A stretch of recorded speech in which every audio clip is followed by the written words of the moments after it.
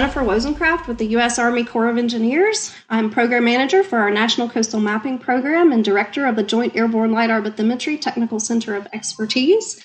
And my lightning talk today is about mapping the coast of Alaska, some work we've done in the past couple of years and some work we have coming up. The Joint Airborne LiDAR Bathymetry Technical Center of Expertise is a 22-year collaboration among the Corps of Engineers, U.S. Navy, National Oceanic and Atmospheric Administration, and U.S. Geological Survey. And our mission is operations and R&D in airborne LiDAR bathymetry and complementary technologies to meet the airborne coastal mapping and nautical charting requirements of the partner agencies. We've developed 3 different generations of airborne LiDAR bathymetry systems, and the one we used in the state of Alaska is called the Coastal Zone Mapping and Imaging LiDAR. It's our most recent LiDAR bathymeter that we fly with aerial photography and hyperspectral imagery. We fly at about 400 meters altitude with a 300-meter swath under the aircraft. And our primary limitation for the green laser system is turbidity in the water column. We've used the Javatex capabilities, the SEASMIL, in our National Coastal Mapping Program in the lower 48 since about 2004 to collect regional data sets to support regional sediment management in the Corps of Engineers. We're currently on our 3rd cycle around the coast of the U.S. and are starting to integrate Alaska into our program.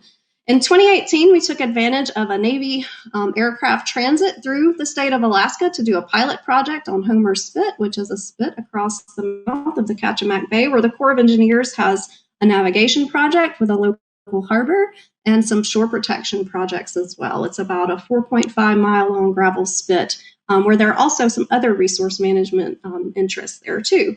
We flew about 14 hours of flights over the spit. You can see the flight lines and the data that we were able to collect. We collected at 2 different tide cycles, high and low, to manage turbidity, and were able to see about 19 meters depth along the spit with a gap along the shoreline where there was some suspended sediment. The challenges that we discovered: we knew we'd have a short survey season in the state of Alaska with remote survey locations, but the weather changed hourly to daily. You can see that in the slide here. We had terrain near our survey area, as well as some submerged aquatic vegetation and suspended sediment in the water column that we had to manage while we were processing the data. And you can see a turbidity plume and the aircraft flying there to demonstrate that.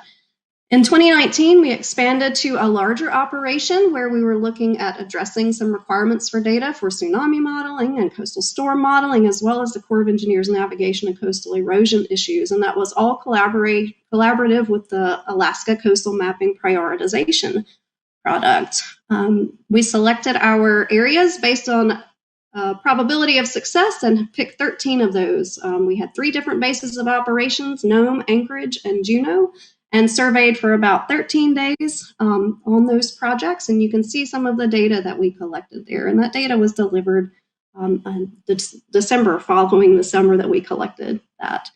And this is an example of one of the tsunami modeling sites, Seldovia. You can see in the digital elevation model the airport and the harbor, as well as some beautiful bathymetry there, our wingtip photo, and also our standard data products that are point data, digital elevation models, our aerial image mosaics, as well as hyperspectral imagery. The Latuya to Palma area was flown out of the Juneau base of operations, and this was more of a typical coastline survey like we'd see in the lower 48, except we had glaciers, which you can see in some of the pictures there. So it's beautiful area of the country to survey where we can make some really beautiful data to support the coastline data needs of the state of Alaska and federal agencies there. Elfin Cove was one of the Corps of Engineers projects that we surveyed. A lot of the Corps of Engineers requirements were related to needing data to support development of infrastructure for Alaska coastal communities, and this was a navigation project example. I think that we also flew out of the Juneau area.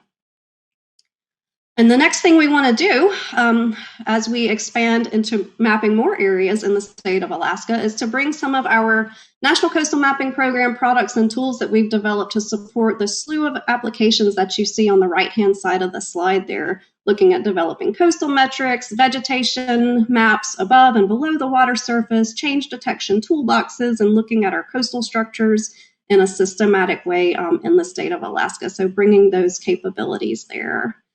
That's all I have.